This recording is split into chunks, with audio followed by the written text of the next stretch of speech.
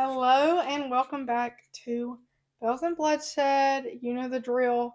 We talk about true crime, spooky stuff, paranormal, etc. I'm Bailey. And I'm Lindsay, and we post every Sunday at 1 p.m. Central Standard Time on YouTube and Spotify. So check us out. Why don't you? You should.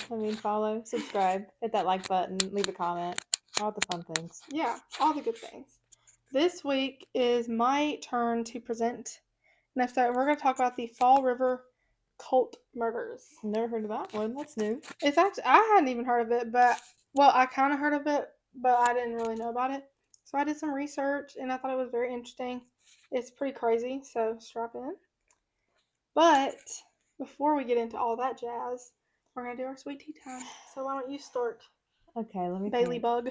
Bailey Bug. Okay, let me think. Okay, this weekend was pretty good. We had an engagement party for me, and then we had bridal shower. That was really sweet. Friends and family came, and it was for my church. Let me think. This week, let's think what we're talking about for me teaching. We're talking about the news media, pros and cons. As we all know, everything has pros and cons, especially when it comes to news media. And they're all kind of realizing, oh, I don't watch the news. And I'm like, oh, well, you should. And they only watch it if it's a rainy day or a thunderstorm. So that's the only time they care. Of course, when they don't have when they school. think that they're going to go to school. Yeah, because they're like, oh, I know where to go to. And I'm like, okay, what news station do you watch? So yeah, you don't know. So, but it's nice to kind of teach them, inform them about that. But I'm trying to think. I have a wedding coming up that not mine. I mean, mine is coming up. I have a wedding coming up for my friend Maggie, and I'm gonna help with some behind the scenes content for hers this Saturday. And I'm really excited to do this for When her is it? this Saturday. Oh, Yeah, got to be there at 10:30. I was thinking I'd be like there like 7, and then when she said 10:30, I was like, okay, like I'll get there. That's good. Gotta do the groomsmen. She wants me to do them first. Totally understand that. You gotta do the groomsmen first, then the bridesmaids. Yeah, and she's gotta get ready and everything. And like, if she's worrying about getting ready for that, it kind of might stress her out. Yeah, but it'll be fun day for her, and then I'm just ready to kind of hit. It's a fun day. It's her wedding. Yeah, but no, I love her. She's great, and they're gonna go on their honeymoon after for like, I think a week and a half. So period, Nice. pop off for them. But I'm kind of ready for this week to kind of just dwindle down a little bit. Well, what is your sweet tea time, Lindsay? Okay, my sweet tea time. So first of all, at my work tomorrow, I think I said before I work on a college, or I work for a college, but we're having our like spring fling thing. Like it's like a little, I guess like a May Day or a fest, but we're the campus police and safety, since I work for the police department, we are having a tent tomorrow, and I set up some like I guess safety activities to project safety. So we're getting drunk goggles. Well, we got them today. We picked them up, and we're having drunk goggle races. And then I got like a little wheel from Amazon, and you just spin it, and whatever like the number is, like I ask them that question. If they get it right, they get a piece of candy. But I'm excited because how long is this till? It's like, I think it's till 1. Oh, so I couldn't go. That's stupid. Yeah. I wish it was a little bit later. Well, you got to keep in mind, like, since there's not class on Friday, but it's tomorrow. Tomorrow's Thursday. Yeah, but like, there's no class on Friday, so the students that stay on campus, like, they're not going to be on campus later. Because like they're gonna want to go home, especially the ones that don't live close. Yeah, that's true. That's why. But I'm excited because I haven't really talked much about it, but like when I first started working for this police department, there was a new chief. I got there like a few months after that person, and there's been so many changes for the better, just as far as like equipment, technology, and just like making like advancing to be better. Like it wasn't like it's bad. It was more like we could be better. We want to do its best. Mm-hmm. So I'm just so excited that like we're getting involved with like the students and stuff, because that's one of the main issues with working for a police department or anything like that, is that community relationship. Mm-hmm. I'm just so excited. Yeah. But we're doing the drunk goggle races to show, it's a fun and interactive way to show the dangers of driving under the influence. Mm-hmm. And college kids definitely need that wake up call. So, but very excited for that. Also, I went to the doctor. I most likely will end up getting surgery, but we're waiting. I had to get like another. Yeah, where's your brace? I wear it at work, but like I'm not picking up anything heavy or anything. Okay. I have a brace. I have to wear that, especially at work. And I'm starting PT next week, physical therapy. Mm-hmm. And then I'm awaiting the scheduling and results of like the MRI arthrogram where they inject the dye in me, and based off of the results, we'll be able to narrow down the surgery options because we're in between a few different things right now. So, anyways, other than that, we've both had eventful weeks, but now we're going to talk about people get murdered. So, how exciting! Fun times. So, not really. We're going to start. Imagine a little blue collar town, just it was known for textile mills, kind of like those towns you see in movies where it's like you're driving on a road and you see nothing for like 2 hours, and then you see this town and it's kind of rednecky-ish. Mm-hmm. I can think of a couple So around here. This town, it's called Fall River, Massachusetts, and it was known for its textile mills. But this town is also home of the infamous Lizzie Borden. Lizzie Borden got an axe. I can't remember the rest of the she like murdered her family or whatever. Yeah, with an axe. Yeah, she went crazy. I watched like a documentary on her the other day. I watched a documentary about it too. I knew about it, but I was like, dang, girl, that's crazy. Girl, don't even. However, this was far beyond Lizzie Borden. So this case starts in the late 1970s. And if you know about do you know what the Satanic Panic is that took place in like the 80s? No. Okay. Not at all. This place was kind of like where the very origins of this came about. And if you don't know, the Satanic Panic was basically like mass like moral hysteria. Mm-hmm. And parents and adults and everything were worried about like cults and like the devil and like people doing stuff with like demonic like rituals, like using Ouija boards and stuff. But basically people became convinced that the devil was like trying to get a hold of all their kids and corrupt them. And so people got like really, really strict in like the 1980s. So like people wouldn't want their kids to watch TV. They wouldn't want them to listen to like heavy metal music, stuff like that. Like people would take their kids out of school and homeschool them. And it wasn't like this whole like big thing. But like the media definitely made it worse. Like movies like The Exorcist coming out during this time like made it worse. Just stuff like that. And I mean, it wasn't like people were running around every day like the devil's trying to get my kids. But I mean, it was like for some people, it really did like scare them that there were like these murders taking place and stuff like that. Especially like because we're Christian and like I know the devil's real, so like hearing stuff about that does like creep me out. But I'm not gonna get scared at like every movie or TV show because I'm not unrealistic. But some people got like really freaked out. So that is what the Satanic Panic is, and it was a very real thing. That's why like when you see like references, you've probably seen it before and don't realize it. Like if you watch 80s and 90s movies and you see references of like preachers that are like yelling like you're going down there and stuff like that, that's usually what they're talking about. Is like referencing the way people acted during the Satanic Panic. But usually a lot of times it's not always like devil stuff. People are just crazy or evil or stupid. I mean, it happens, but be realistic. So this case starts on October 13th. The 13th of October. That's crazy. Was it on Friday? I don't know. I should have looked. I didn't even think about it till just now. But October 13th, 1979. So on this day, a body was found under the bleachers at the local high school in this school. Oh. Yeah. It was the body of 17-year-old Doreen Levesque, and I think that's how you say it. As we know, I cannot pronounce anything.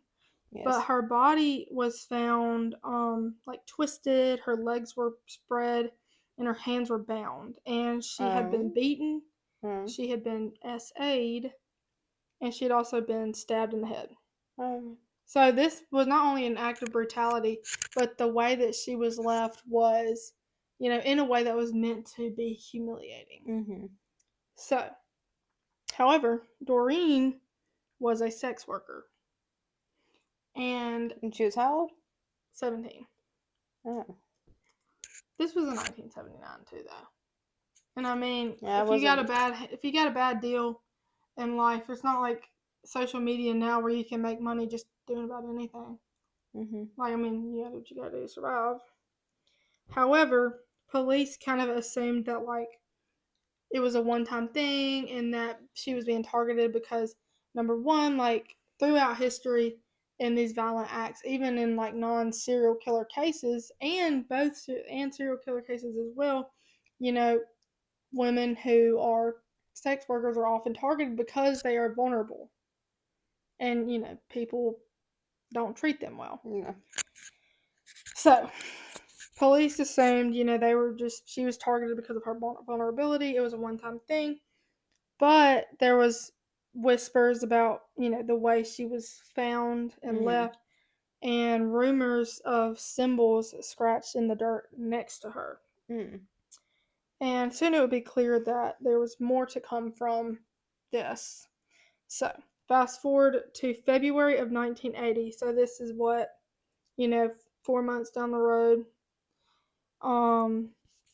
After missing for months, a 19-year-old under the name of Barbara Raposa, who was also another sex worker, who also happened to be from, Doreen's circle, and I guess they knew each other, which when I say circle, I mean they worked for the same people, obviously. I mean, Yeah.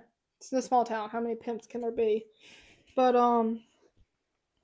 they were in the same circle. I'm sure they both, didn't probably have the best at home lives. Just assuming. I could be wrong. But Does your finger not hurt? no. It feels great. I like it like that. So I ain't gotta I worry just about try to do holding it it. in. I'm sorry, I got past, but that hurt me. Can you Well, continue? I can't also hang, have girl. the don't have a good pain Can't hang, tolerance. Miss Bookie. I know I can't. But yeah, so they're from the same circle. But Barbara Raposa, a 19-year-old girl, was found dead in like this remote wooded area. Mhm. And she was found partially clothed with exposed bones and a cracked skull. Ooh. And she was found in this Freetown State Forest. Mhm. Keep that in mind because there's more to it. But she was found in the Freetown State Forest, near or right outside of the town, which is the Fall River town. Fall Mhm. River. So her body was found in the forest, and following that, a 20-year-old sex worker who is also Barbara's former roommate came forward. And it said she came forward in early 1980. I couldn't find an exact date on when she came forward, but I'm assuming it's pretty close after they discovered Barbara's body. But she came forward with, a very shocking testimony. And so this woman that came forward, her name was Karen Marsden. Karen. Nice. Yes, she was a very scared young woman, and it said she was a slave to addiction. So, and that's part of that work of area is a lot of times people do get roped into it through that. But Mhm. she, was an addict and she struggled with that, but she had got to the point she was terrified and she was convinced that she was going to be the next victim. So she went to the police and told them that there was a man, Carl Drew, and he believed that he was the son of Satan. Oh my god. Keep in mind, Carl Drew was already well known in this town for being a violent and manipulative pimp. So he Mhm. was their pimp. And basically, he ran the town's prostitution ring and Karen told the police that he ran his prostitution ring like a cult, expecting undying loyalty and punishing betrayal. Mm. Keep in mind, this girl is a prostitute. She's an addict. And she was that shaken up that she went to the police. Keep in mind, this is in the 1980s. So this is before, there's been all the media coverage of the last few years regarding the police, and people, they weren't all able to be held to the same standard as what technology requires today. Yeah. Do I think that all police of the 1980s were acting inappropriately or acting wrongly? Absolutely not. But I'm saying it was easier to get away with it. So there was more rumors, probably. So anyways, this girl, terrified, so terrified she goes to the police. She told the police that Carl Drew led rituals, including satanic masses in the Freetown State Forest. Keep in mind, that's where Barbara's body was found. They also did things like beheaded cats, and he would even make girls cut themselves and force them to drink their blood, or he would cut them and force them to drink their blood. So that makes me nauseous. Oh my god. Yeah. Obviously, I get this. The police were very skeptical. She was, Yeah, I know. I'm not saying, of course she was valid in what she said. Yeah, valid. But, it's not like everybody knows, and I'm not being mean, if you see somebody on the side of the road and it's obvious that they're under the influence of some kind of illicit substance, they might be talking to people that aren't there, things like that. So it's not super surprising that the police were a little unsure of her testimony. However, they should have probably looked into it, considering there had been 2 dead bodies already found. So the police were skeptical, but 6 weeks later, Karen was gone. She went missing in March of 1980. So keep in mind, we start in October of 79. Then we fast forward to February of 80. And now it's March. So Karen went missing in March of 1980. In April, Karen's skull was found in the Freetown State Forest. She even tried to warn them. She literally. However, only her skull and some hair was recovered. Only that? Yeah, so... Even today. So, decapitation was obviously their first idea because, it's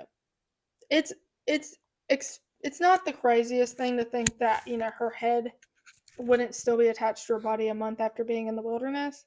But the fact that they didn't find anything else... That's alarming. Obviously she was decapitated. Or, they removed her head in some form or fashion. So, they believe decapitation. So, basically, following that, a girl named Robin comes forward. So, Robin is also a prostitute. She one of Carl's girls? She is. She is one of Carl's girls. And Robin basically came forward with the testimony, claiming that Carl led these rituals. He was telling them about it. She basically said he's the mastermind behind everything, and that he was forcing her to also be a part of it. So Robin comes forward with the testimony of what happened with Karen, because at this point you've got a skull and no body. Where is the body? So she claimed that Karen was beaten until her skull was fractured. Then they ripped her hair out by the roots, and her throat was crushed by Carl's bare hands. And while he was crushing this girl and just treating her awful, he was screaming praises to Satan. She said then next he used a hunting knife to decapitate her. And she later claimed that they were kicking her head around like a ball, like playing a game, that they pulled her teeth out so the body couldn't be identified, which they found some of her hair, so they did identify it. But she also claimed that Carl smeared Karen's blood on Robin's face, declaring her a high priest of Satan, and the rest of Karen's body was never found. No, I can't. Robin also claimed that, Carl made her do all this and like she was scared of him and made her participate in everything. So, at this point, there really isn't that much physical evidence because like they really didn't find much of Karen, and they didn't find much of they didn't find much evidence of the other girls. Keep in mind this was the 1980s, so DNA evidence was not what it is now. Crime scene investigation not what it is now. There's a lot of technological advancements that have been made, so they didn't really have enough like physical evidence to convict Carl Drew, but they had Robin's testimony. And however, like I said, technologies came a long way. Back then, word of mouth meant more. So Robin told the police everything. So she's exploited Drew's operations as a murderer, manipulator, cult leader, on top of all the other awful stuff he's been doing. Because keep in mind, he's still a pimp running a prostitution ring. And I mean, I don't know if you've ever seen modern television, but pimps are not known to be nice. So, is there like a method like to like which girls he would pick or anything, or I don't know, maybe the girls that I don't know. I mean, usually like okay, for example, like if you've got Ted Bundy. yeah, he was known to kill women because he had like brown hair because he was going after people that looked like his biological mother because he was kind of like had a bunch of trauma from the fact that he grew up with his biological mother as his sister and didn't know until later. And he was also beat by his grandfather, well, his biological grandfather, who he thought was his dad. But his biological grandfather, who he thought was his dad, also beat his biological grandmother, who he thought that was his mom for a while. So, basically, he had insecurity and trauma from the fact that whole debacle with the mom thing.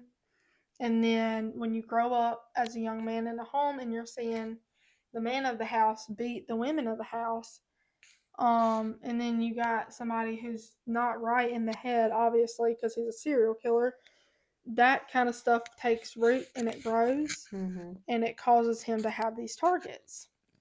And you have like the BTK killer, which is bind, torture, kill.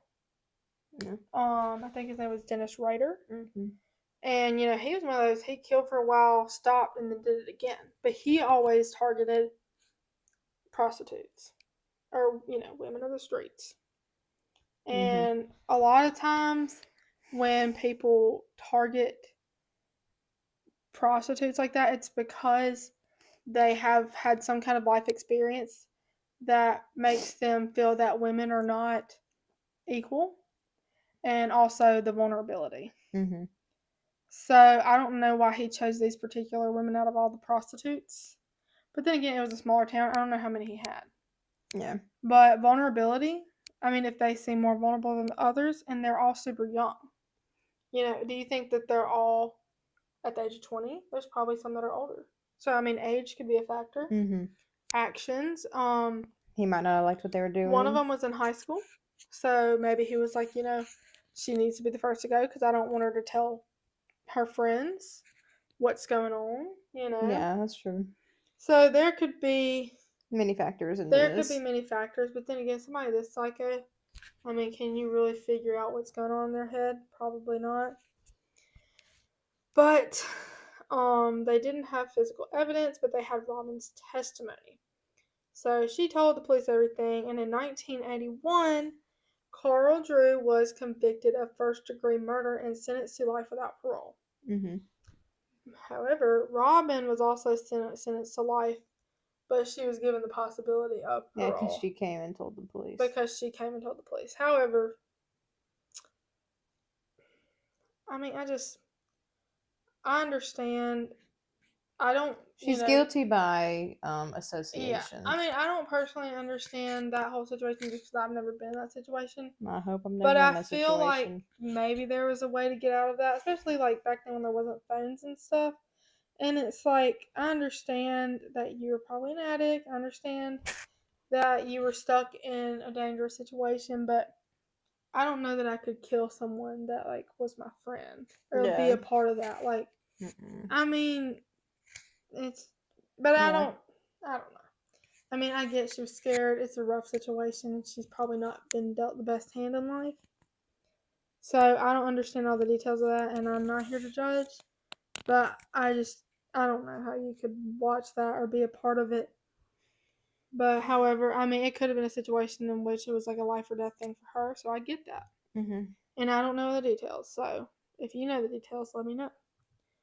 But here's where it gets kind of rocky.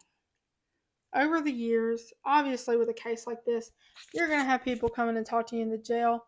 It's gonna probably be brought back up. She's gonna want to go on parole, things like that. So over the years, Robin has had to retell this story. However, she's changed her story, and she's changed it again. And then she'll come back and she's admitted that she lied about things, but she claims that she had to like lie about stuff to save herself.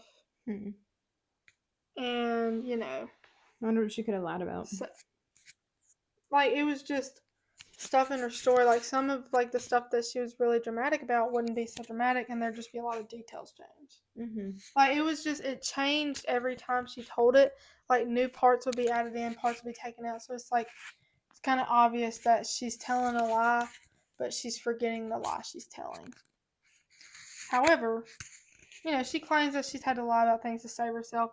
But some people, a lot of people believe that Drew is actually innocent. Now, when I say innocent, I'm using that loosely. I mean, when I say innocent, I mean he wasn't the main operator behind the scenes. Now, he was a pimp. He ain't innocent of anything. But he might not have been the one leading it. However, I definitely think he had quite a bit of influence because that one girl did go to the police and say, "Hey, like he's going to kill me." So definitely he was up there. However, a lot of people think that while Robin claims that she was coerced by Carl, some people think that Robin was kind of the one who was like behind everything and manipulating everything. And I will say her story has changed a few times, but I will also say like she was a drug addict, at this point, and statistically, many women of the streets, especially during these times, I'm not saying in a legal format, I'm saying in an illegal format, statistically, a lot of times addiction is also an issue. So, number one, her, trace of mind might not have been the best. Number two, when you go to jail and you're on drugs, they put you on like this medicine that kind of helps you like it's kind of like if for a person that's trying to quit smoking, you know how they'll have like the patches or the gum. It's kind of similar to that, but you can get addicted to that too. Yeah. So it's not like this person has the best frame of mind. Keep in mind, depending on what the drugs are, they can also fry your brain. Yeah. So it's like she could have been changing her story because she's crazy. She could have been a manipulator. I don't know. But here's the thing: if she's an addict and a prostitute, like do we really think that she's the main manipulator? However, regardless of who was behind it, if Carl Drew was not, keep in mind, he was still an awful person. So, it don't hurt that he went to jail and they didn't kill him. I mean, he might have got killed in jail, I didn't look, but they didn't give him capital punishment. I mean, they just put him in there, so it's fine. He probably deserved it. Anyways, the question about all this that we'll probably never know is why all this crazy crap was happening, who was the one in charge, and why is Robin changing her story and lying about stuff, and if she is the brains behind it, why, and what's going on in the Freetown State Forest today. Mm-hmm. It's now considered one of the most haunted forests in the United States. People will say that you can hear chanting in the woods. You can find gutted animals arranged in strange patterns. Mm. And like some people of the town, like locals, say that like the cult is still intact, like the rituals never stopped. There are still people like continuing to meet and perform all that. So we'll probably never know like the full truth behind who was the brains. We're not probably ever going to know every detail, but we do know that there are young women who probably had struggles up throughout their life that were never given the option for a second chance. We know that the murders were real. We knew that the fear was real. Mm-hmm. So regardless of if there's a cult or not, and regardless if the ghost stories are true or not, the actions that took place were heinous. They were evil. They were wrong. They were disgusting. Whatever you want to say. So regardless if it was paranormal monsters, the devil, it was a monster. We just don't know if it's from Earth or somewhere else. And we will never know. So if you know anything about this, you should let me know what you know about it. If you have any other occult or culty stories, feel free to let me know, because even though they creep me out, I for some reason find them very interesting. Mm-hmm. That is interesting. Well, I like to hear about, like, this is going to sound crazy. I've always been interested. Like, I like to see or read, like, what they do. Like, how they live in the cult. Like, what are their rituals and things they do. Because to me, like, when I see that crazy crap, I'm like, and how did you come up with that? Like, what made you think that was the way? That was the way to do it. You know? Mm-hmm. I agree. So I'm just like, and like, some people, like, that's like one of those interests that's very morbid. And a lot of people are like, ugh. Why would you want to read it about it? But it's like, it really is interesting. It's like so out there, but you can't hardly find nothing about that. Yeah. However, I did have a textbook at one point, and I think I still have it because I thought it was cool, from one of my classes that I took in undergrad, and it had a lot of very graphic pictures. But because it was like an investigation, like homicide investigation class, and the pictures, one of the chapters was about occult murders, and so it showed a bunch of different pictures of like different occult murders that had taken place throughout like time, and like I saw like the actual police pictures.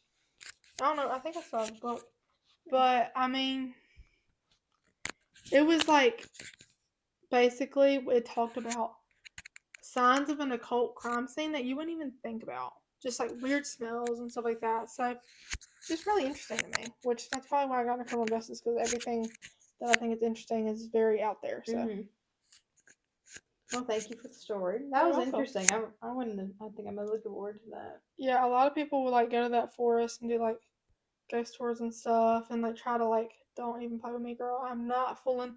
I'll go to like the Chunky River, but I'm not messing around with nothing about the devil, because the devil's real, and I ain't playing with him, and I ain't even giving him the time to think that I would even be worried about him, because I got the armor of God. We need some holy water.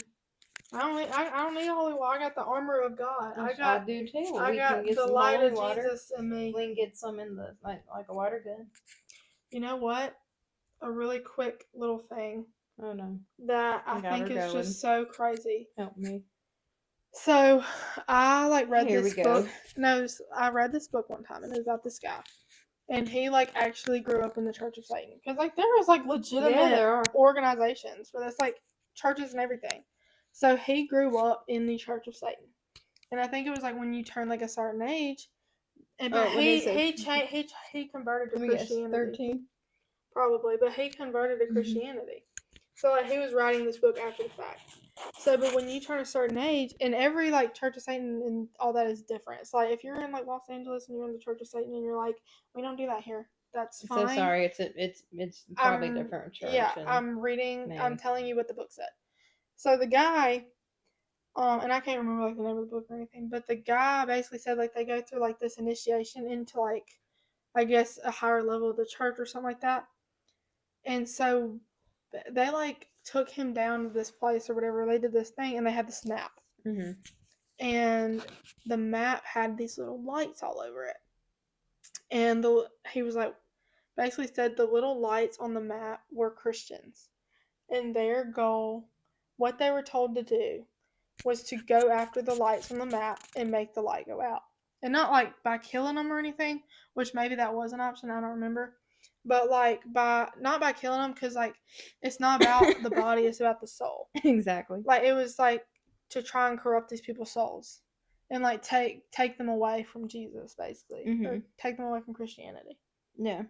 And like when I heard about that, like, and my mom was the one who originally told me about it. And like if you look into it, and like I'm not talking about like progressive like Church of Satan work, because like everybody says like it's just about loving yourself. Okay. No, there's more to it. I mean, there's more to it than that, but do what you want, I guess. Because I mean, I can't force you to do anything. But like when you're talking about like the legitimate people who actually like know that God is real, know that the devil is real, like you're talking about legitimate people who are like worshiping the devil.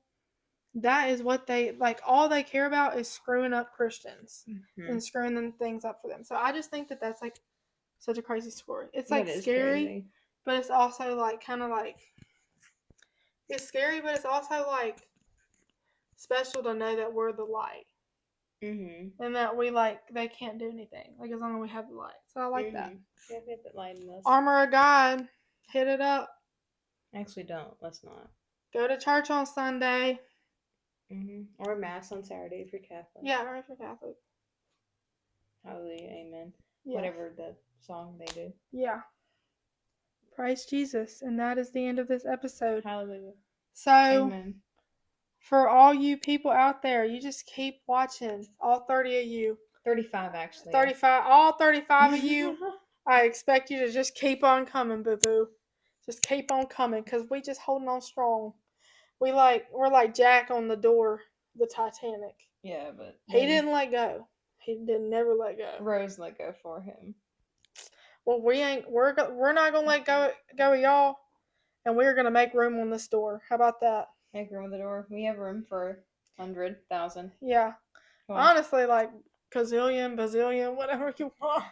Just come listen to us yap. Listen to us yap, you know. Maybe we'll start like a side series called Bells and Banter. It's about like our hot topics. Please, like our hot takes and like relationship advice. Bells and Banter. Write this down. Yeah, my boss at work, I was talking about like why like young people struggle in relationships, and he was like, "Now that's what you need to do a podcast about." And I was like, "Bells and Banter," and now I'm bringing it up. So if y'all think we should, give it a like. But even if you don't, only like 20 people watched last week, so I'm still probably gonna do it. Thank you. Yeah, Bells and Bloodshed and Bells and Banter. Boom. BBBB. B. Bye, y'all. Bye. Have a good night.